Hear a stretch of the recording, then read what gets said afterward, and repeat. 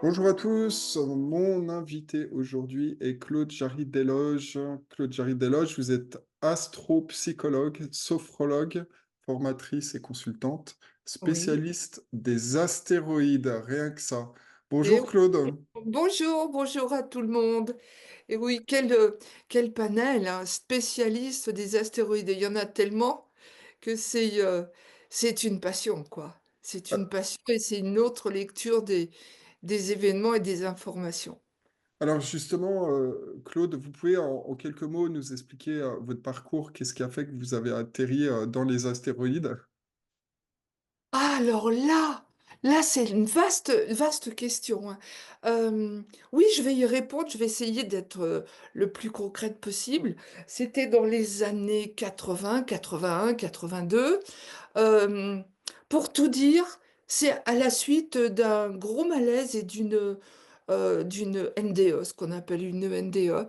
Et bon, j'étais déjà intéressée, puis j'étais déjà psychothérapeute, donc, mais j'étais déjà très intéressée par tout ce qui était symbole et tout ce qui était concordance avec les événements, etc.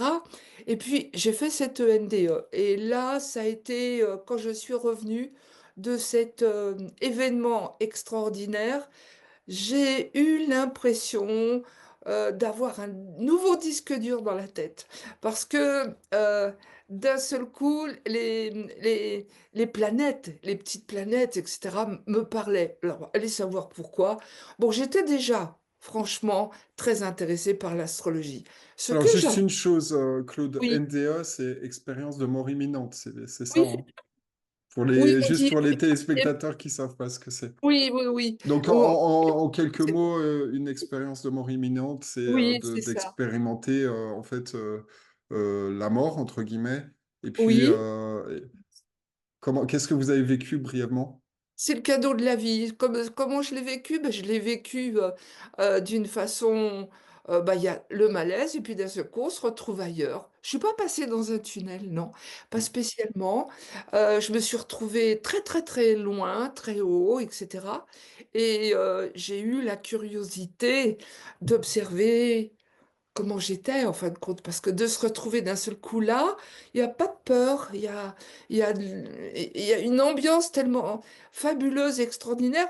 Alors, j'avais pas de doigts, j'avais pas de nez, j'avais des épaules très larges, et j'étais comme un cristal tout mou, comme un néon tout mou, etc.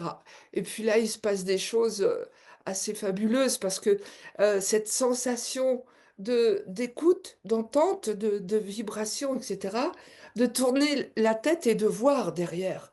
Derrière moi, il y avait vraiment une famille lumineuse, etc. Et puis, on a la tentation, on ne sait plus où on habite, quoi. On est dans quelque chose d'amour absolu. Et puis, j'ai entendu mes enfants, puisque j'avais deux enfants, je les ai entendus. Ils ont dit, qu'est-ce qu'elle a, maman? Et là, d'un seul coup, bah, le charme, je raconte pas en détail, hein, mais le charme, en fin de compte, a fait que bah, je suis revenue. Je suis revenue. Et là, par contre, pour revenir, je suis passée dans un espèce de cylindre qui aboutissait là au niveau des fontanelles. Là, ça a été très douloureux. Alors après, évidemment, après cette expérience, bon, on n'a plus peur, on n'a plus peur, on n'a plus peur. Peut-être de la souffrance des autres, oui, mais de la sienne, non. Et puis, il y avait cette chose fortement étrange où je me posais des questions auxquelles je n'avais même pas pensé avant. L'astrologie. J'étais intéressée, évidemment, par l'étude de tous ces symboles. L'astrologie, c'est bizarre. Sur l'Olympe, on parle de Jupiter, on parle de Mars, on parle de Neptune, Poséidon, etc. Mais où sont les femmes? Ah ben, il y avait la Lune, évidemment. La Lune pour enfanter. Oui, puis il y en avait une autre, Vénus pour le plaisir. Mais les femmes savantes, mais et moi qui avais une connaissance un peu, oui, qui était très très intéressée par la mythologie, mais où sont passés Junon, Cérès, etc., qui sont égalitaires sur le panthéon olympien. Donc ça m'a un petit peu intriguée et j'avais vraiment, en revenant de cette expérience, j'avais comme la mission de parler Et c'est vrai, hein, c'est totalement ça. J'étais poussée à, à enquêter pourquoi on ne tenait pas compte des grandes déesses. Ça, c'était étrange. Moi, de toute façon, la réponse, elle s'est imposée rapidement. Le monde astrologique dans les années 80, puis encore un peu, c'est un monde, j'ose le dire, même si je vais me faire remonter, etc., c'est pas grave, c'est un monde phallocrate. C'est-à-dire que depuis des siècles, en fin de compte, tout ce qui était astrologie, bah, en fin de compte, Cérès, tous les grands mythes féminins, au placard. On s'en occupait pas. Alors que de les réintégrer dans un système paritaire, où il y a les dieux, il y a les déesses, il y a Jupiter, il y a Junon, il y a Cérès, il y a Vesta, etc. Mais pourquoi pas? Donc j'ai osé. J'ai osé en même temps. Il y avait un autre astrologue connu aussi, Jean Billon, qui écrivait l'univers des astéroïdes. Alors nous avons pris contact et puis dans les années 90, j'ai organisé à l'Alpe d'Huez, où j'ai demeuré ensuite, j'ai organisé des congrès qui s'appelaient Rendez-vous des énergies humaines, terrestres et cosmiques. Il y en a plein qui croyaient que c'était EDF, mais non, c'était pas du tout ça. Et j'ai invité vraiment des astrologues très connus, Ruperti, Yvan Autenin-Gérard, il y avait Jean Billon, effectivement, il y avait Patrick Gianni, et j'en passe, Daniel Vega, etc. Et puis, il n'y avait pas que des astrologues, il y avait aussi des géobiologues, enfin, il y avait une soixantaine de thérapeutes.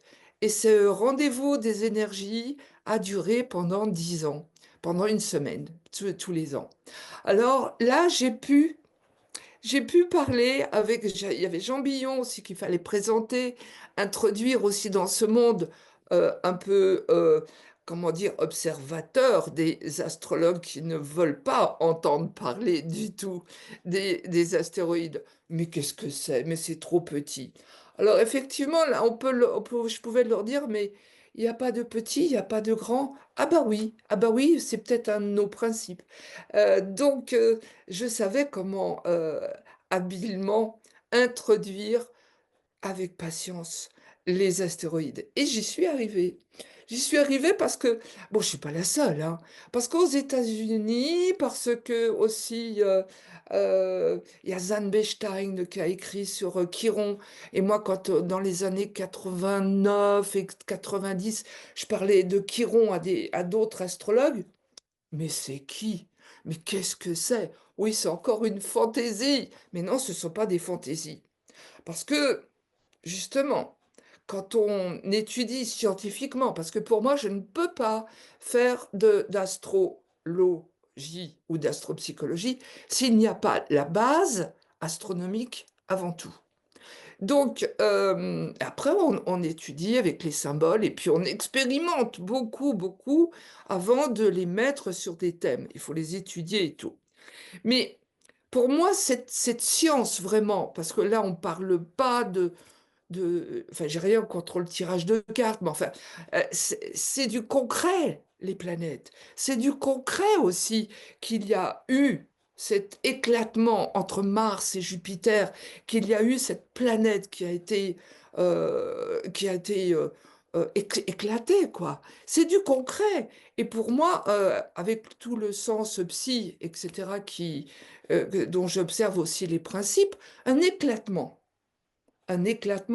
si on va donner des symboles à Jupiter, à Saturne, etc., pourquoi ne pas observer cet éclatement que l'on porte aussi en nous, cette trace, en fin de compte, euh, de lieu, d'espace où rien n'est agréé, quoi. Tout est éclaté. Ça correspond aussi, quand on l'étudie d'une façon patiente, eh bien, à l'éclatement de quelque chose en nous. Alors, quand on observe donc l'histoire aussi de l'astrologie, eh bien, l'histoire de l'astrologie depuis le 19e siècle, 1800, même 1700, etc., les astéroïdes principaux, Cérès, Junon, Pallas, Vesta, ne serait-ce que ces quatre-là, mais ils étaient déjà nomenclaturés, c'était déjà instruit, mais on n'en parlait pas. Mais quand Alors, vous parlez d'astéroïdes, Claude, vous parlez de planètes, c'est quoi, c'est exactement? Alors, c'est l'éclatement d'une planète. Alors, certains, d'aucuns vont la nommer Malona. Ça, alors là, ça va remonter aussi à des sources qui sont plus intuitives que scientifiques. Mais il y a eu réellement une planète entre Mars et Jupiter. Et les anciens, bien avant, appelaient ça le combat dans le ciel. Donc moi, en me penchant sur cet éclatement qui est symboliquement représente nos douleurs ou quelque chose qui n'est pas formé, eh bien, et puis en plus en donnant à chaque planète, enfin maintenant, Cérès, Junon, Pallas, j'en oublie une, Vesta, ce sont des planètes naines et elles ont maintenant une attribution par signe, c'est-à-dire que Cérès, c'est devenu la maîtresse du signe de la Vierge. Avant, c'était Mercure. Enfin, Mercure, qui lui multiplie tout, on savait pas quoi mettre dans la Vierge, donc on avait mis Mercure. Là, pour la balance, eh bien, la maîtrise revenait aussi à Junon. Junon, l'épouse de Jupiter. Bon, maintenant, il y a d'autres maîtrises, hein. Il y a Eris aussi dans la balance, plein de choses, puisque on ouvre une porte extraordinaire à la connaissance, à la science de l'astropsychologie. Et donc, oui, maintenant, depuis une réunion de l'Union internationale d'astronomie, Pluton, lui, a été déclassé comme étant planétoïde, transneptunien. Cérès, etc., elles ont été nommées petites planètes du système solaire, mais ça ne change absolument rien que Pluton soit déclassé ou qu'il soit planète ou planétoïde, etc. Ça ne change rien du tout dans la valeur de son message, qui est hyper important. Je le répète, dans notre système solaire, il n'y a pas de petit, il n'y a pas de grand. Et à la limite, ceux qui m'en faisaient souvent la réflexion, mais oh, c'est trop petit, ça servira à rien. Ah oui? Et l'homéopathie, ça sert à rien? Enfin voilà, il faut savoir, mais il faut être patient. Alors, je Alors, crois par rapport à ces astéroïdes, comment vous faites le lien entre le thème et puis la signification de ces astéroïdes? Quelles sources vous utilisez pour avoir une signification par rapport à ces astéroïdes? je vais paraître prétentieuse, et je le suis certainement.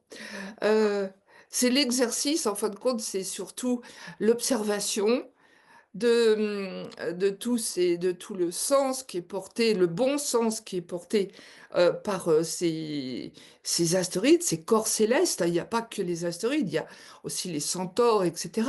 Mais mythologiquement, on a des bases. Et les bases de notre mythologie ont en fin de compte confirmé toute la psychologie occidentale. Quand on lit Jung, effectivement, quand on lit tout ça, ce sont des archétypes. Alors, ces archétypes n'étaient pas représentés avant. C'est-à-dire que on les trouvait nulle part. Moi, je m'y suis vraiment intéressée, mais d'une façon scientifique, on pourrait dire pro, etc. Et dès les années 90, j'enseignais déjà les astéroïdes, parce que je les avais mises en place, étudiées au niveau du symbole, au niveau de l'orbite, au niveau de euh, qu'est-ce que ça fait quand Cérès passe sur un soleil. Enfin, tout était c'était de longues réflexions, mais ça aboutit et ça fonctionne tellement bien. Maintenant, il y a aussi un autre courant, dont je fais partie aussi, qui s'appelle la micro-astrologie.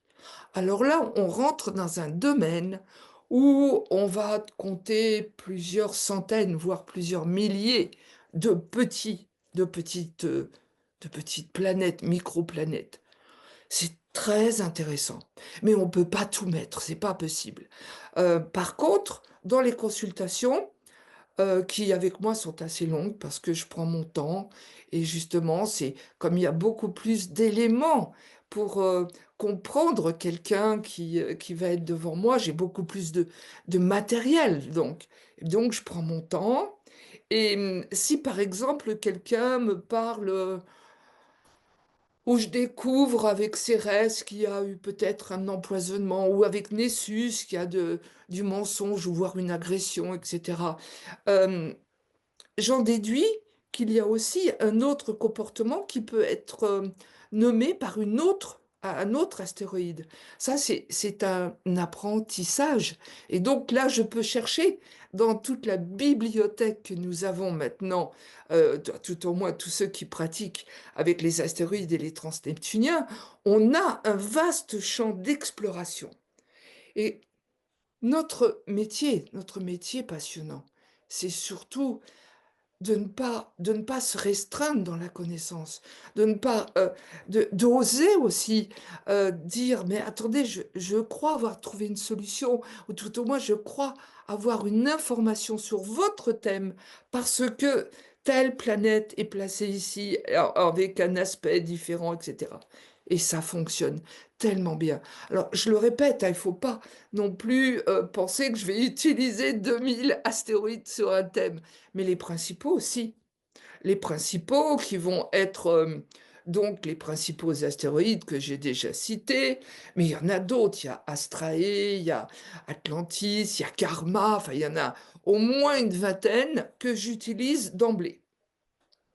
Et puis, nous avons aussi le groupe des centaures. Ça, c'est fabuleux, fabuleux comme expérience, parce que le groupe des centaures, il y a 2 familles. Il y a la famille de Chiron, c'est-à-dire la famille bienveillante, christique, ou bouddhique et cetera. Donc il y a une famille de bienveillants qui donnent, comme Phobos et cetera. Puis à côté, on a une autre famille de centaures où là, vaut mieux changer de trottoir quand on les rencontre. Mais ils sont et au moment d'une naissance ou au moment de la création d'un événement, eh bien, ces centaures, les bons, les moins bons, ces astéroïdes avec leurs portraits, avec leurs couleurs, avec leur ombre et leur lumière, c'est présent. Ce qui fait que lorsqu'on a un thème à observer. C'est plus comme, bon, les planètes traditionnelles, c'est bien, c'est une base qu'il ne faut surtout pas réfuter. Mais quand on lit un thème simplement avec les planètes, traditionnelles, ah mais moi je peux pas, hein. Je peux pas. C'est exactement comme si on demandait à un médecin de revenir aux radioscopies. Alors que maintenant, on a des scanners. C'est vrai que l'étude d'un thème, ça et c'est pas si long et c'est pas vraiment, si ardu que ça. Il suffit de rentrer dedans, c'est tellement, génial. Mais quand j'ai un thème devant les yeux, c'est je le lis, je rentre dedans comme un scanner parce que justement, j'ai beaucoup d'informations. Alors évidemment, il faut Alors, accepter d'avoir beaucoup d'informations. oui. Alors, Claude, ça c'est sur la partie un petit peu technique entre guillemets avec donc les astéroïdes et toutes les variantes qui peut y avoir et justement cette précision parce qu'il y a beaucoup de planètes. Est-ce que vous pouvez nous parler un petit peu donc de la situation actuelle et de 2025 parce qu'évidemment on a organiser cette interview justement pour parler un petit peu des événements actuels, Oui. la situation Mondial. géopolitique, mondiale et les enjeux pour 2025. Alors, qu'est-ce que, d'un point de vue astrologique, qu'est-ce que vous pouvez nous dire par rapport à la situation actuelle et la façon dont ça va évoluer? Oui, je peux dire. Je peux en dire. Alors effectivement, je ne vais pas prédire, mais on peut effectivement avec tous ces corps célestes, oui, enfin quand on voit l'ambiance. Je me souviens que la première fois, que j'ai, interpellé vraiment pendant une conférence, mais les auditeurs, enfin les personnes qui étaient présentes, c'était en décembre 2019. parce que bon, j'ai un certain culot, quoi, pour rentrer enfin, une certaine expérience, on va dire plutôt, pour rentrer dans un thème. Je ne prépare jamais, jamais, ni un thème individuel, ni un thème de conférence, ni un thème mondial collectif. Je fais des vidéos tous les mois sur une chaîne, etc., où j'explique l'ambiance du mois, au moment de la pleine lune. Mais pour revenir à cette expérience qui a été vraiment très surprenante et qui a déterminé aussi toutes les personnes qui ont pu écouter, mais c'était vraiment d'une précision incroyable. Nous sommes en décembre 2019 et je fais une conférence qui justement, dont l'objectif était d'expliquer l'ambiance de l'année 2020. Alors, je suis devant l'auditoire, je regarde derrière moi, comme je prépare rien, je rentre directement dans la lecture de la carte du ciel qui était derrière moi. Et je commence à dire, oh, qu'est-ce que c'est que cette année où il y a du poison? Qu'est-ce que... Oh, alors là, pour les voyages, c'est radical. Tous ceux qui ont des projets de voyage, il va falloir revoir la situation. Et je continue et je décris vraiment l'ambiance de l'année 2020 et des suivantes. Donc, quand j'ai eu terminé donc cette démonstration, il y en a qui se sont levés, qui sont venus me voir, ils m'ont dit, mais attends, mais qu'est-ce que tu as raconté? On n'est pas prisonnier, mais qu'est-ce que c'est que ce délire? Mais j'y suis pour rien. C'est ce que les planètes et les corps célestes complets racontent. Bon, bah quelques mois plus tard, ils avaient tous compris. Alors pour dire, oui, effectivement, l'ambiance d'une année, moi je me base sur la naissance de l'année. Donc je me base, et ça fonctionne toujours, ça je le fais depuis toujours pratiquement, mais c'est de plus en plus compliqué, parce que c'est de plus en plus hard, et c'est de plus en plus agressif, et c'est de plus en plus dans la manipulation. C'est lourd. Parfois, même quand je fais mes vidéos de pleine lune, euh, ce que je peux voir comme aberrance, comme incohérence, ça bloque un peu. Mais mon travail, et puis ce à quoi je me suis engagée, c'est de dire, pas sans prédire, mais d'analyser la situation. Alors, il est vrai que depuis, grosso modo, une dizaine d'années, Euh, il y en a qui s'accrochent en disant oh là là, Pluton, quand il va quitter le Capricorne, oh là, ça va être bien. Oui, mais il faut penser exactement au message des planètes. Bon, je répète, toutes les planètes ont un message ombre et lumière. Mais Pluton, bon, il va falloir s'y accommoder. Faut surtout pas se braquer avec Pluton. Alors il y en avait plein qui disaient oh Pluton, quand Pluton va quitter le Capricorne, on va être libre. Bah non, Pluton, c'est vraiment la planète ou le planétoïde pour être juste dans le langage, dans le vocabulaire, c'est celui qui détruit avant de reconstruire quelque chose. Donc pour moi, et puis certainement pour d'autres personnes aussi, bah, pour moi, Pluton qui rentrait dans le Verseau comme il l'est depuis quelques mois, c'est privation de liberté. C'est uranien, enfin, c'est comme une conjonction d'Uranus, la bombe, et Pluton, le plutonium. C'est vraiment un gros souci mondial. Donc là, Et vous parlez de la situation effectivement en 2020, 2021. puis, depuis Euh, une dizaine, non. Alors, Pluton est rentré dans le Verseau au courant de l'année 2024. Ça n'empêche pas qu'il a toujours eu un impact de destruction depuis moi je dirais, minimum 10 ans. Parce que quand on voit, évidemment, quand on est astro, eh bien, on va tirer les thèmes par, euh, de l'année 2025 et l'année 2026, en espérant toujours voir quelque chose qui va s'améliorer, comment les planètes entre elles, elles vont discuter ou pas, comment elles vont s'aider ou pas, comment ça va être solidaire, comment des messages toxiques vont être diffusés. hmm. Claude, si ça vous dérange pas, j'aimerais qu'on avance un petit peu sur la partie 2025 parce que je pense qu'il y a pas mal de choses à dire.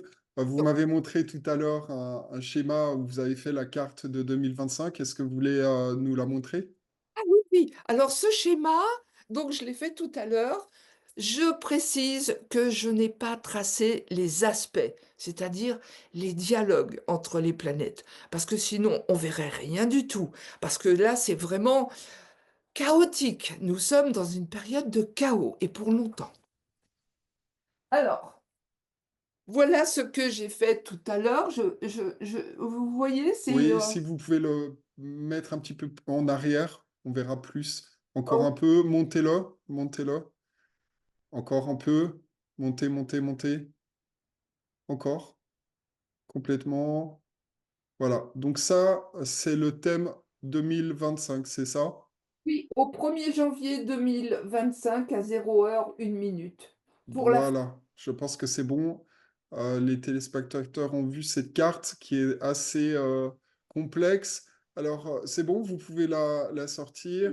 Alors, elle est complexe. Elle est complexe parce qu'il y a beaucoup d'éléments. Oui. Mais moi, c'est pas complexe du tout puisque c'est un langage. Mm. Universel. Il y a des choses qui apparaissent immédiatement Ouais, parce que je vais utiliser donc d'autres planètes que la tradition. Donc, il y a des éléments qui sont forts et c'est surtout au niveau d'un horoscope collectif. Il faut surtout se pencher sur les planètes du collectif, c'est-à-dire à partir de Jupiter, etc. Bien observer l'observation aussi des transneptuniens qui sont des grosses planètes avec des orbites de 300 et quelques années. Donc on rentre là dans un langage, une source incroyable. Alors pour 2025, euh, il y a une grosse planète qui s'appelle Eris. Alors Eris, elle a un orbite de 500 ans. Elle est rentrée dans le signe du bélier à peu près au début du siècle dernier, on va dire au moment de la Première Guerre mondiale. Elle reste dans le bélier jusqu'en 2048 et Eris, c'est le conflit. Eris, c'est vraiment, je répands mon venin et on dit dans des textes mythologiques que Eris parle en disant je jouis de sentir et d'entendre les plaintes des mourants sur les champs de bataille. C'est grave quand même. Cette planète-là, elle est en relation avec justement avec Pluton depuis des années. Depuis, on va dire, à peu près 6 ans. Donc depuis à peu près 6 ans, ça éclate de partout. Il y a toujours eu des conflits. Mais là, il y a une pression qu'on va encore avoir cette année, l'année suivante, etc. Bon, si on étudie aussi, il y a une grosse autre planète qui nous apporte un message essentiel. Elle a une orbite monumentale. Mais il faut tenir compte elle est porteuse tellement de messages pour l'année 2025 et puis aussi pour les autres années, parce qu'elle a une orbite de 11 700 ans. C'est-à-dire qu'elle revient en périhélie, proche de la Terre, que on va dire grosso modo, tous les 12 000 ans. En ce moment, cette planète qui s'appelle Sedna, elle porte un message très très profond. D'aucuns vont dire que c'est aussi le cycle de l'Atlantide ou de l'effondrement de beaucoup de choses qui se sont déjà passées sur notre planète. Et là, elle est revenue. Elle est revenue depuis quelques mois et années, hein, évidemment. Depuis les années 50, elle rentre en péril. Et le message de Senna, c'est arrêtez d'être victime et bougez-vous. Sortez, sortez de hurler, non, je ne serai plus jamais victime. Peut-être, peut-être qu'elle nous rappelle justement des événements dépassés qu'on avait oubliés. Mais astrologiquement et astronomiquement, elle est là pour nous dire, eh oh, vous avez oublié? Alors ça, je vous donne deux, trois comme ça traits de caractère. Il y a Saturne, les obligations. Les Saturne, qui est une planète de la tradition, évidemment, qui représente le juge, les gouvernements, tout ce qui est un peu dur, mais qui est solide et qui est policé. Bah, Saturne, depuis 2 ans, cette planète de structure, de solidité, elle est conjointe à quelqu'un, à un bad boy qui empoisonne la vie. Elle est conjointe à justement un astéroïde du groupe des Centaures qui s'appelle Nessus. Nessus, c'est celui qui fait mal, hein, c'est celui qui ment, qui baratine, qui nous empoisonne la vie. Alors du poison, il y en a plein dans le thème de l'année 2025. On a Circé aussi, Circé l'empoisonneuse. Circé, elle est aussi rentrer dans la constellation des poissons. Et déjà, la constellation des poissons, c'est un peu chaotique. C'est merveilleux quand on a la foi. Mais si on n'a pas la foi, c'est c'est chaos, c'est flou, c'est des tempêtes. D'ailleurs, des tempêtes. Des tempêtes au niveau du peuple, il y en aura beaucoup. Mais des tempêtes aussi au niveau du climat. Mais ce qu'on a cette année, ce qu'on a eu cette année, oui, ça a été grave hein, dans beaucoup, beaucoup de pays, mais ce qui nous attend l'année prochaine, ça va être des débordements, des irrégularités incroyables. Mais tout ça, ça fait partie du message de la traduction, du décodage des planètes et des transneptuniens qui sont sur le thème. Alors, il y a aussi la position de la Lune qu'il va falloir observer. Les thèmes pour notre hexagone, par exemple pour la France, le Soleil est toujours, évidemment, puisqu'il ne bougera pas, puisque c'est toujours le 1er janvier, le Soleil est toujours à 11 degrés du Capricorne. Ça, c'est sûr. L'ascendant est toujours, tout le temps, ascendant fin Vierge. Donc, quelque part, de la Terre, oui. Ce qui est intéressant à visualiser, c'est le peuple. C'est l'émotion du peuple. C'est la colère, la communication du peuple. Ah oui, eh bien, cette année, pour rentrer dans l'année 2025, on va être en nouvelle lune Capricorne, d'où restriction un petit peu, on va dans la solidité des choses, mais dans quelque chose, on est un peu des ermites, hein. Dans la solitude, il va falloir justement contrecarrer cette solitude en allant dans le domaine du Verseau, du Poisson, etc., où il se passe plein de choses. Alors, cette année, en plus, ce qui est intéressant dans tous les thèmes collectifs, c'est d'observer comment les luminaires, c'est-à-dire le Soleil et la Lune, sont aspectés ou ils sont accompagnés. Ah, bah là, justement, euh, la Lune, cette année, qui est à la fin, elle est à 25 degrés du Capricorne, elle est conjointe à Pluton. Les complications, la toxicité, les manipulations, les privations de. D'accord. Elle est conjointe aussi à un autre centaure. Je suis désolée pour les familles des centaures, mais un gros rocher, quoi. Qu'est-ce que je dis, un rocher, une planète, quoi. Elle est conjointe à Amicus. Ah, c'est qui Amicus? Ben, Amicus, c'est le dieu du massacre. Donc, il y en a déjà pourtant beaucoup des massacres. Mais là, pour prévoir l'année 2025, il faut entendre le message des planètes, le peuple, la lune, le ressenti de la population mondiale. C'est conjoint à Amicus. Amicus, qui est une figure de terreur. Il y en a déjà beaucoup, beaucoup, beaucoup cette année. Et puis même, voilà, il y en a. Eh bien, là, il y a quelque chose de précision. Et puis, c'est conjoint aussi à une autre sale bête, on va dire. C'est Arwan. Arwan, le dieu de la vengeance. Non, ouais, non, mais voilà. Quant à notre soleil, qui est situé donc à 11 degrés tous les 1er janvier, cette année, il est, il est entouré par plutôt des planètes de solidarité. Donc un soleil en Capricorne, entouré par Eros, Eros qui va se trouver à 4 degrés, Eros, c'est le dieu de l'amour. C'est Dieu. C'est pas le Dieu qu'on va mettre dans des chapelles, c'est Dieu, la divinité en nous. Hein.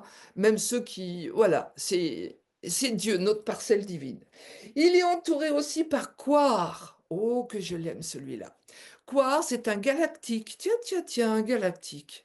C'est un galactique qui a pour message de revenir sur Terre et de réunir les règnes, le règne végétal, le règne animal et le règne minéral. Bon, normalement, il devrait essayer de, de, d'amener l'humanité à retrouver ses règnes, mais il a bien compris. Donc, quelque part, Quahar, il est là pour remettre de la joie et de la solidarité, mais de la joie et de la solidarité en étant chaman, quoi, en s'occupant de la terre, de la nature, des cristaux, de la foi, et de danser, de chanter. Ça va être une porte ouverte pour aller mieux dans le contexte de tout ce chaos qu'on a pour 2025. Et puis, le soleil, il est conjoint à une grande déesse. Une grande déesse dont moi c'est peut-être la première qui m'a intéressée comme astéroïde, c'est Pallas Athénée. Pallas Athénée, la raison, le sérieux, l'androgynité, le côté je m'inspire, c'est la première dans l'histoire de notre humanité. Il faut savoir que c'est la première impératrice du monde. C'est quelqu'un c'est la fille de Jupiter. L'émancipation, la liberté, c'est la guerrière pacifique. C'est fabuleux.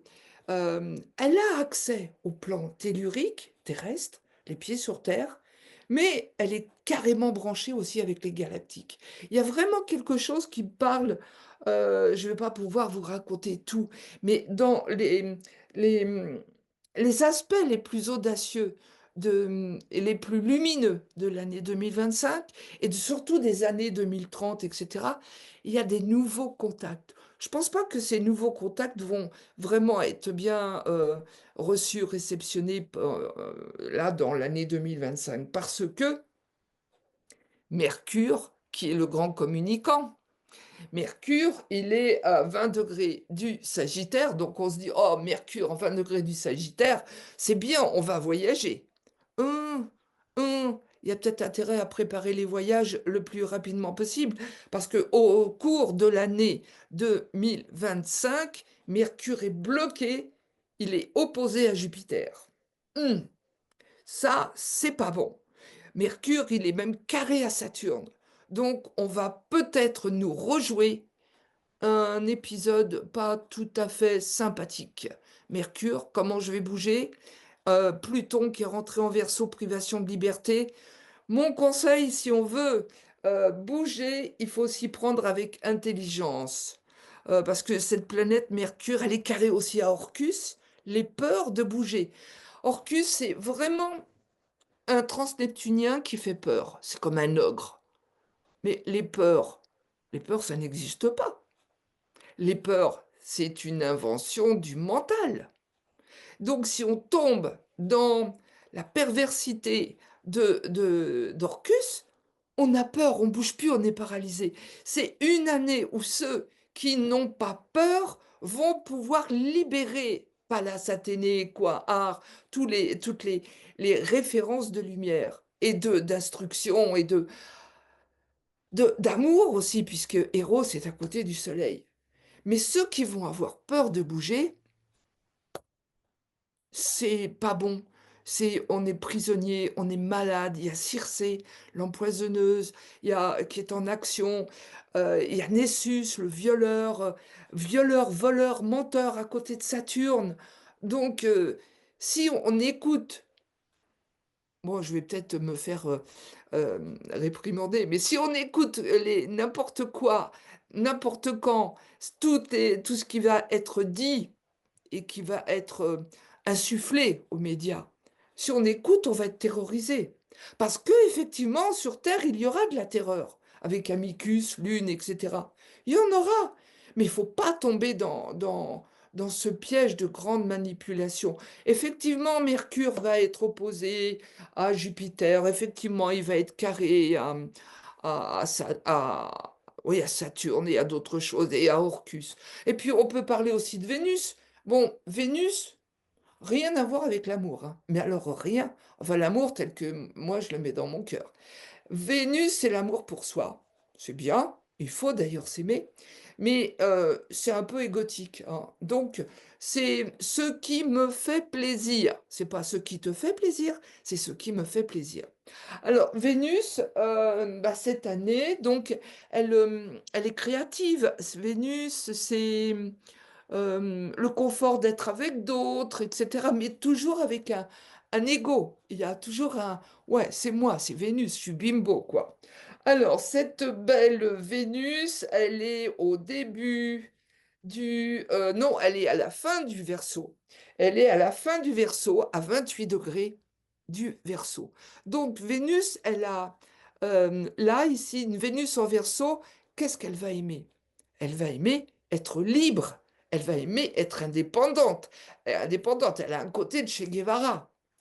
Oui, mais juste sur Vénus, on a Damoclès, l'épée de Damoclès.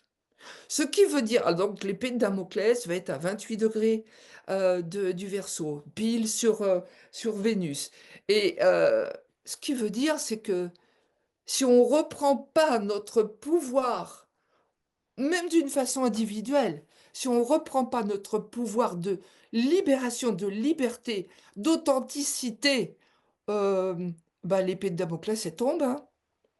Ça va être, ça va être intéressant, hein, mais surtout qu'il y a un... Vénus, elle va être un peu... donc, qui représente un peu le bonheur, hein. Bon, mais c'est le bonheur qu'on voudrait avoir. Mais cette Vénus, elle va être inspirée par la grosse planète dont j'ai parlé en premier, par Eris, le combat. Alors il va falloir donc combattre pour retrouver des libertés. Ça fait pas un pli. Il y a aussi tout ce côté fratricide dans les peuples. Waouh! Les inondations dont je parlais tout à l'heure, on a là une planète, une grosse planète transneptunienne qui s'appelle, alors il y a toujours des noms avec les nouvelles planètes, puisque de toute façon à la NASA ils ont épluché, ils ont donné voilà tous les noms des dieux et des divinités grecques, c'est fini, il y a tellement d'autres découvertes. Alors cette découverte c'est Kong Kong. Kong Kong, c'est un dieu asiatique, avec un nom pareil, je ne vous étonne pas. C'est celui qui dévaste par l'eau. Mhm. Alors c'est l'ingénieur hydraulique, c'est-à-dire que s'il y a de la sagesse sur la terre, oui, il va pouvoir calmer sa colère. Oui. Gong Kong, il est à côté de Prométhée, il est au début du Poisson, pas très loin justement de Vénus et Damoclès. Donc il y a aussi là un gros paquet à gérer. De toute façon, c'est dans les signes du Capricorne, du Verseau, du Poisson, que les choses vont vraiment se passer d'une façon déterminée, hein. Alors, dans le signe du taureau, on a encore cette année, on a encore Uranus, qui est dans le signe du taureau depuis quand même plusieurs années, et qui cause des fractures et des bouleversements financiers. Uranus, c'est le poids des mots et le choc des photos. Il est situé depuis des années dans un contexte où on parle de patrimoine, on parle de bourse, on parle d'argent dans le taureau. Mais là, en fin de compte, cet Uranus, il veut nous dire des choses. Il veut nous dire, mais voyez différemment la façon dont vous utilisez vos gains. Voyez différemment, observez les finances. Il y a quelque chose de fondamental que vous n'avez pas vu. Il y a... alors attention, il faut se dépêcher parce que 2026, Uranus, il sera passé en Gémeaux. Mais là, il y a encore des choses à approfondir sur un mode finance. Il faut oser voir comment on va pouvoir, peut-être guérir cette lune qui va avoir faim. Il y a des pays où on aura vraiment faim. Cérès, elle est à côté de Pluton. Il y aura des maladies aussi, par manque d'hygiène, plein de choses comme ça. Donc, oui, je suis vraiment pas un prophète de bon augure, hein, là, mais je décode. Je peux pas m'interdire de dire les choses, c'est pas possible. Surtout qu'Uranus, il faut aussi étendre un peu nos visions, hem, astro, psycho, astrologue, et cetera. Il y a les étoiles derrière. Et quand, des planètes du système, d'un système que ça soit des planètes rapides, mais surtout des planètes lentes et collectives, touchent la même position que des étoiles, il faut faire attention. Et là, cette année, Uranus sera dans le 24e degré du Taureau, ok, et juste derrière, eh bien, dans les galactiques, il y aura l'étoile Algol. Hmm. Algol, c'est pas une étoile bienfaitrice, hein. Elle prévoit des choses qui sont pas calmes du tout. Et puis il y aura les Pléiades aussi hein, pour l'année prochaine, mais pour cette année, c'est Algol. Donc tout ça, c'est intéressant, c'est captivant, c'est génial. Mais encore faut-il comprendre les messages et les mettre en lumière et les diffuser. Encore faut-il aussi qu'on ait de l'auditoire qui entende tous ces protocoles et toutes ces analyses. C'est pas évident, c'est pas toujours évident. Bon, je sais que dans les vidéos, j'ai de plus en plus de personnes maintenant, il y a une espèce de pédagogie depuis des années où je parle de tous ces corps célestes, ça s'établit très bien. Et puis, sur un thème individuel, une lecture directe, quoi. Mais pour du collectif, alors il y a Mars. Mars, dieu de la guerre. Faut pas l'oublier, celui-là non plus. Il est à 2 degrés du Lion, pile en face de Pluton, pile en face de Amicus. C'est-à-dire il y a une espèce de complicité entre ce dieu de la guerre, 2 degrés du Lion, et Pluton, 2 degrés du Verseau, Amicus, 2 degrés du Verseau. Waouh, la Lune qui est pas loin. Donc, euh, donc, j'en viens à dire que c'est une année peut-être encore un peu plus émotionnelle, encore un peu plus dangereuse que l'année dernière, que 24, quoi. Il y a du danger, il y a des armes, ça pète de partout. Mais et la Terre aussi, elle manifeste avec Hong Kong, avec les... Et voilà, il va falloir faire vraiment attention, être prudent. C'est difficile d'être prudent quand on a Uranus, là, qui est en direction d'Algol. Enfin, c'est... Alors attention aux mensonges qui vont venir des pouvoirs, puisque Nessus est sur Saturne. Et Nessus est carré à Mercure. Donc il y a plein de choses, il y a plein de choses. Il y a une planète aussi avec un nom fort étrange, mais je profite de cette interview aussi pour le dire, parce que c'est une planète qui va nous resituer d'une façon personnelle. C'est une planète d'un dieu, elle porte le nom d'un dieu de l'hémisphère sud, c'est Makemake. Makemake, c'est le cyclone. C'est-à-dire que le seul endroit où on va être tranquille, hein, c'est justement dans l'œil du cyclone. La signification de l'œil du cyclone, c'est on reste, on s'occupe de soi et on s'aime, on se respecte. Sinon, on est éclaté. Et ce maquet, il est à 11 degrés de la balance, il est conjoint à la lune noire, il est conjoint aussi au nœud sud, donc on est en train, il y a des espèces de cyclones collectifs, peut-être justement des guerres ou des cyclones aussi, des tornades, qui vont inciter et qui reviennent du passé. Mais de quel passé s'agit-il? Là, on a évidemment le message de Setna, l'Atlantide, mais Setna, elle va rester à cet endroit-là au début du Gémeaux très très longtemps. Mais elle nous prévient, elle nous prévient.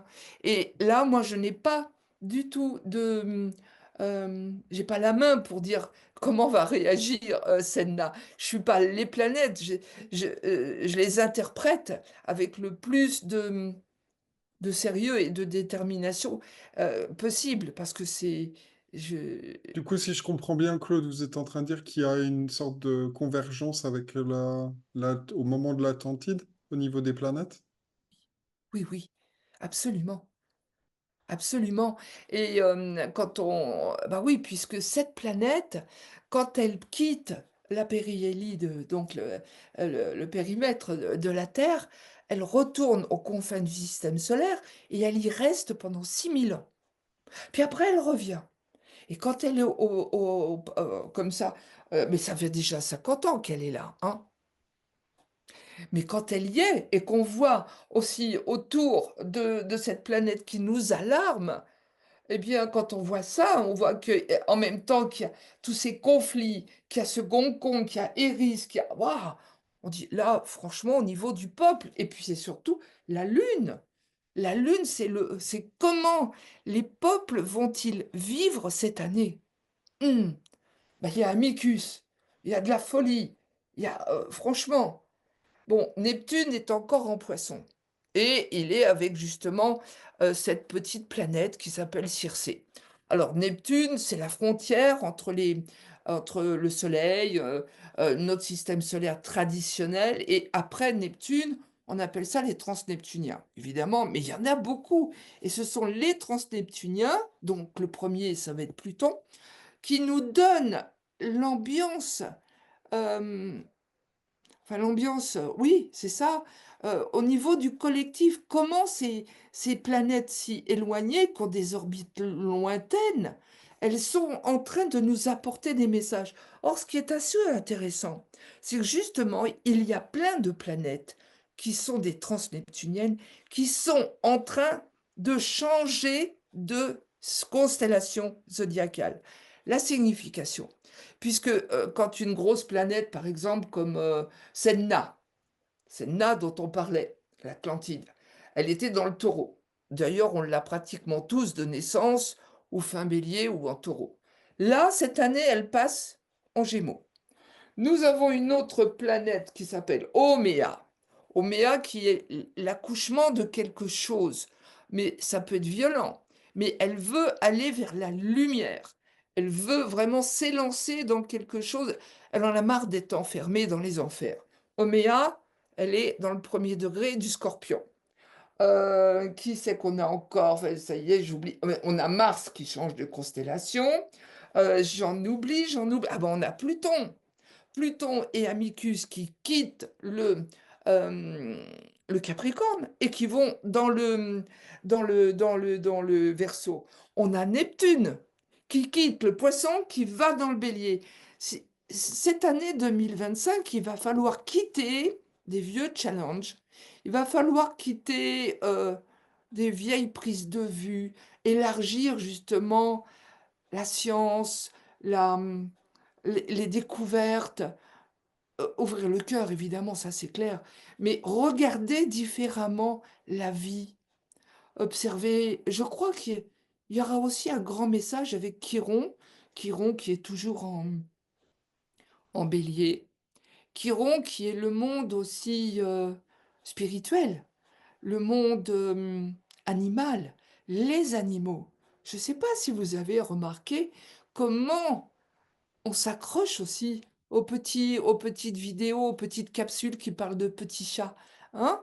C'est clair, tout le monde a besoin de cette tendresse. Le monde des animaux, il est instinctuel.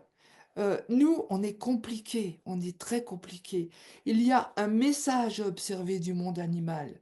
C'est clair, c'est absolument clair. Et puis, un message à observer de ce qu'on ne connaît pas encore, c'est-à-dire de qu'est-ce qu'il y a après ce système solaire. Quand on voit justement Quar, Quar dans la légende, donc Quar qui est une transneptunienne, hein, et Quar qui va être à côté du Soleil pour l'année 2025. Quar, dans les peuples aussi de l'hémisphère sud, Quar, c'est un galactique. Il est descendu du ciel, il est habillé tout en or, et puis il vient, il danse, il chante, il essaye de remettre de l'ordre dans le monde. C'est un vrai chaman, quoi. C'est pas mais il y a des messages là où on peut ouvrir le cerveau. On peut peut-être voir les choses différemment, sans tomber dans le folklore, Mm. évidemment. Alors Claude, on approche doucement la fin de cette interview. Qu'est-ce que, sur la base de ce thème 2025, qui a l'air quand même assez chaotique et, je dirais pas apocalyptique, mais presque, en tout cas un Ouais. passage compliqué, quelles recommandations vous donnez à nos téléspectateurs par rapport à cette année et quelles sont les principales choses que vous recommandez? La première la première, ne pas avoir peur. C'est l'injonction vraiment, si tout le monde pouvait entendre ne pas avoir peur et on va être testé dans beaucoup de domaines. Ne pas avoir peur, être solidaire. Même entre, différentes fonctions, thérapeutes et cetera. Là, en ce moment, les choses vont mal. Même là, on est novembre, non, on est octobre 2024. Bon, les choses vont mal depuis des années. L'année prochaine, il va falloir être encore plus solidaire. Hem, Ne pas compter sur, comment dire? Les promesses futiles et cetera puisque le menteur là, il est avec Saturne. Ne pas écouter n'importe quoi et s'écouter au niveau du cœur puisque Mackay nous dit: «Mais écoute ton cœur et puis regarde les autres, cette population qui va être en souffrance». Mais il y en a déjà beaucoup. Mais c'est la solidarité, ne pas avoir peur, être, révolutionnaire? Je sais pas, c'est pas sinon on va rentrer dans un schéma encore de guerrier et cetera, mais être libre chacun dans des groupes, se réunir avec, ce tonus de la liberté. Maintenant il y aura suffisamment de guerres. Il y en a déjà plein. Si la rébellion, le côté de Che Guevara, il faut qu'il soit personnel. Il faut que chaque personne, là aussi, même au niveau de Junon, les relations avec l'autre, ça va pas être facile au niveau individuel. Non, c'est pas facile. Donc, première chose, ne pas avoir peur. Deuxième, essayer de mettre en place le plus rapidement possible des stratégies, puisque la grande stratège, Pallas Athénée, elle est sur le soleil. Donc des stratégies familiales, des stratégies de voyage, des stratégies d'écriture, mettre en place maintenant des stratégies avec émancipation, aventure, quelque part, c'est ce côté guerrier pacifique qui est représenté par Pallas Athénée. Il y a- et c'est presque, euh, c'est pas une obligation, mais c'est un grand conseil. Soyez stratège de vos vies. N'ayez pas peur, résistez, mais ne créez pas spécialement de guerre. Il y en aura suffisamment déjà avec ce Mars qui va faire éclater Pluton et Amicus. Restez l'ouverture sur aussi le monde spirituel. Chiron demande, ça fait des années qu'il demande, mais observez euh, la divinité en vous. Si on pouvait comme ça semer des graines dans chaque cœur de tout le monde, ça irait certainement mieux. Je ne pense pas que les guerres s'arrêtent, ça c'est clair. Ça serait utopiste de vous dire ça, qu'est-ce que ça serait bien. Mais non, ça, on n'est pas encore sur la Belle Bleue, hein, ou la Grande Verte, je ne sais plus. Voilà, mais c'est ça, en fin de compte, on est dans une des années d'effondrement. Donc, c'est un avertissement, mais il y a déjà eu plein de choses qui se sont effondrées. Au niveau des finances, au niveau de la liberté surtout. Là, pour moi, la chose où il faut porter beaucoup de vigilance, c'est nos libertés. Mais tout le monde se plaint. Ah, ben j'ai plutôt on m'a baissé ma retraite. Tiens, bah ça augmente. Bah oui, mais personne bouge. Vous n'avez pas observé? Depuis des années qu'on nous mène par le bout du nez et personne bouge, tout le monde pleure. Oh, mais j'ai peur. Ah bah oui, mais tant qu'on a peur, ne c'est terrible à dire. Je Est-ce que veux vous pas. voyez un potentiel de guerre civile, Claude, dans ce thème? Ah ouais. Pas pour le début de l'année. Mais de toute façon, ce qu'on peut voir, puis même au travers de tous les mois qui arrivent, guerre civile, c'est peut-être le mot guerre civile me choque un peu les tympans, mais tout au moins des manifestations violentes avec des opinions qui vont être totalement contradictoires et des gens qui vont même se contredire. Même des partis, bah, d'ailleurs ça a commencé, hem, c'est le chaos. Nous sommes dans un chaos. On peut le dire, c'est et il y a une planète qui s'appelle Chaos, tiens, je l'ai pas mise, je sais pas exactement où elle est, je l'ai pas Il y a un certain nombre de gens qui parlent d'une destitution potentielle à un moment ou un autre de Macron. Comment vous oui. voyez-vous potentiellement une destitution de cet homme? Oui, avec Mercure qui est carré justement à Saturne et à Nessus, il y a, bah, comment dire? Le peuple, là, qui va être, à côté d'Arwan et cetera, va prendre une stratégie, je sais pas si vous voyez, Oui. hein, va prendre une stratégie, je vais le dire d'une façon très familière, ras-le-bol. Et je vais le dire d'une façon, il y en a marre. Mais derrière ce geste de destitution, on n'est pas sorti du chaos.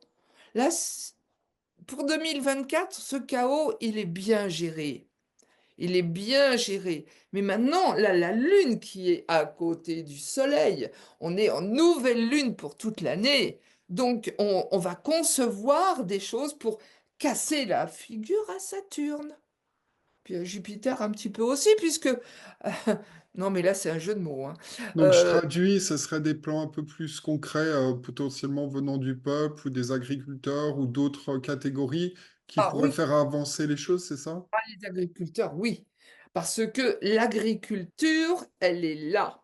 Ici, je ne sais pas si vous la voyez, c'est Cérès, la déesse de l'agriculture. Cérès qui est aussi celle qui donne à manger. Elle est en Verseau et elle est à côté de Pluton et elle est à côté aussi d'Amicus. Donc Pluton, Amicus, et cetera, c'est des bon, c'est, volcanique, quoi. Mais Cérès, elle est à côté et Cérès représente le monde de l'agriculture. Donc on voit que le monde de l'agriculture, là, on l'a berné l'année dernière. Et ben peut-être que là, ils vont manifester d'une façon peut-être un peu plus. Brutal.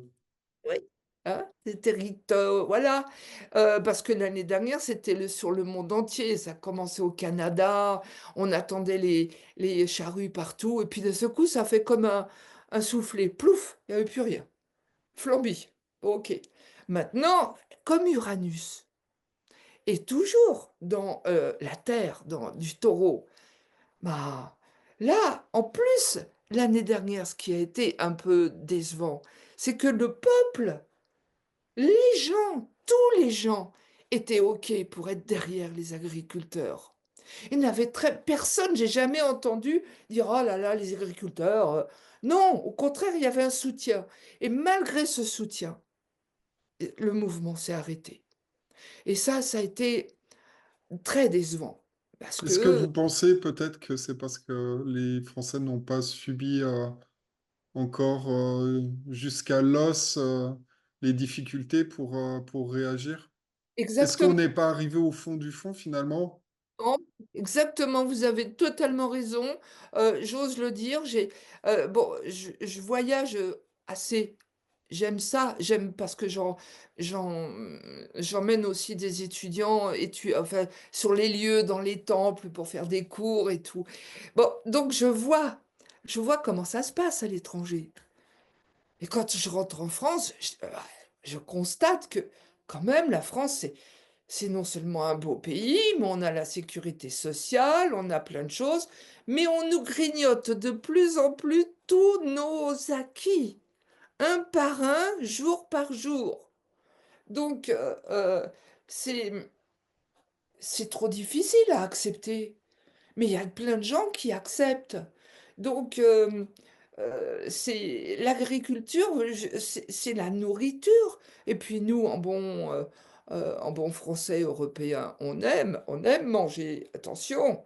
Et là, il va y avoir comme une forme de disette, puisque Cérès, la déesse de l'agriculture, elle est à côté d'Amicus. On va certainement nous restreindre, même au niveau de certaines énergies, des énergies fossiles, etc. Plein de choses. Maintenant, ne pas avoir peur. Mm. Être, être vraiment aussi à l'écoute, prévoir les choses, les prévoir et être prudent, mais être aussi dans l'action. Et c'est une prudence. Quand je dis prudence, je veux pas dire non, non, restez chez vous avec le chat qui ronronne sur les genoux. Laissez faire, laissez-les faire, là, laissez continuer. Si tout le monde avait aussi un peu plus la foi, mais la foi, c'est-à-dire s'éloigner du plan matos pour aller vers philos, parce que en ce moment le plan matos, donc avec Uranus dans le Capricorne, excusez-moi, dans le Taureau, il va falloir envisager justement tout ce qui est domaine du matériel différemment. Le proposer, le partager, mais différemment, avec un éveil. Uranus est un éveil christique aussi, hein, parce qu'il pousse dans des extrémités, il pousse pour qu'on prenne conscience. Moi, effectivement, ce que vous avez dit, j'ai l'impression que la conscience, on nous tire comme des moutons. Puis, oui, oh, on nous a pas encore coupé les pattes. Bah, ça va pas tarder, hein. Si on continue à se laisser emmener comme ça dans des wagons à bestiaux, c'est exactement ça. On se laisse prendre, monter dans des wagons à bestiaux. Alors, si ça éclate, moi, je pense qu'avec la Lune où elle est positionnée, ça va éclater. Comme dirait Rambo, ça va péter, colonel. Mm. Il y a, D'accord. ah bah oui, il y a des choses trop précises là. Mm.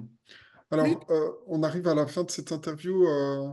Claude Jarry-Desloges, je rappelle que vous êtes astrologue, psychologue, sophrologue, formatrice et consultante spécialiste des astéroïdes. Vous nous avez fait le thème pour 2025, qui est pas très reluisant, mais bon, c'est pas la peine de cacher la vérité à ceux ah, qui nous regardent, au moins qu'ils prennent leurs dispositions. Euh, donc, Claude, vous faites des thèmes astro pour les personnes qui ont besoin d'un peu d'éclairage sur leur vie, savoir où elles en sont. Donc, on peut vous contacter de quelle façon?